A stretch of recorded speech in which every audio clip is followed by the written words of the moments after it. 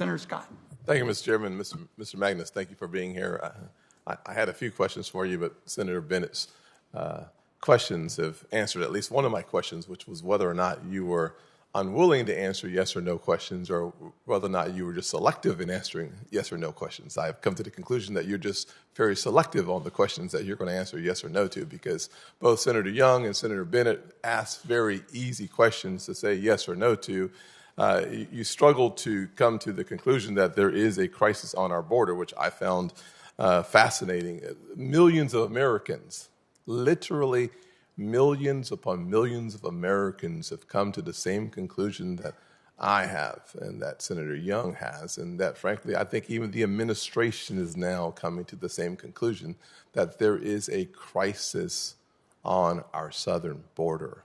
When we have 200,000 folks illegally crossing our border in just July, more than 1 million in the last fiscal year, there is a crisis on our border. Why admitting that there is a crisis on our border is a problem, I don't fully appreciate.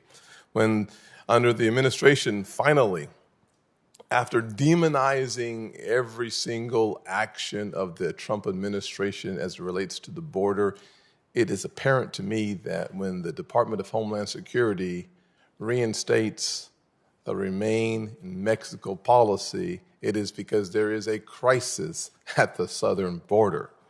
So I'm going to ask you, Mr. Magnus, just for clarification, with the reinstatement of the policy, with 1 million plus people crossing our border, with more than 200,000 just in July, with the actions taken against the border agents, is there a crisis at our border?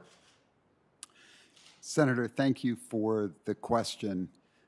But if I might just make the observation that perhaps as a nation and as a group of even electeds, if we spent a little less time debating on what the terminology is and perhaps a little more time trying to fix a broken system and working together, we could address what I've already acknowledged is one of the most serious problems that we face right now in our nation.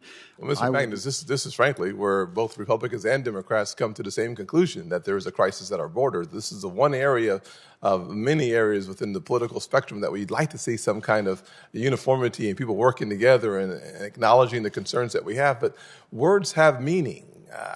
We are living in a time where we're trying to find a way to erase and then redefine words. But the fact that there's a crisis, there's just a crisis. Number one. Number two, when Rodney Scott, the former chief of the Border Patrol, who worked for both President Trump and President Biden, says that the administration is abusing its authority as it relates to paroles, I'll ask you, with over 30,000 released via parole, and so many hundreds of thousands more just released into our communities, do you believe that the administration is abusing their immigration authority? Senator, I appreciate the question. And obviously, this issue of immigration authority, how it's being used, is something that would be very important to me if confirmed for this position. I'm coming into this, obviously, as someone from the outside. My intention would be to learn as much as I can, talk to different parties involved who maybe have very different perspectives on this, learn what I can, and then share that information with those above me. Let me just say it this way. When our American public is watching the reckless action in Afghanistan, where we are trying to figure out what the vetting process was for those folks arriving here, and we are thankful that those who assisted our soldiers in Afghanistan, we want to have the folks who deserve to be here from Afghanistan, and yet the vetting process was rushed because of the arbitrary nature of the departure. that creates one concern from an immigration standpoint.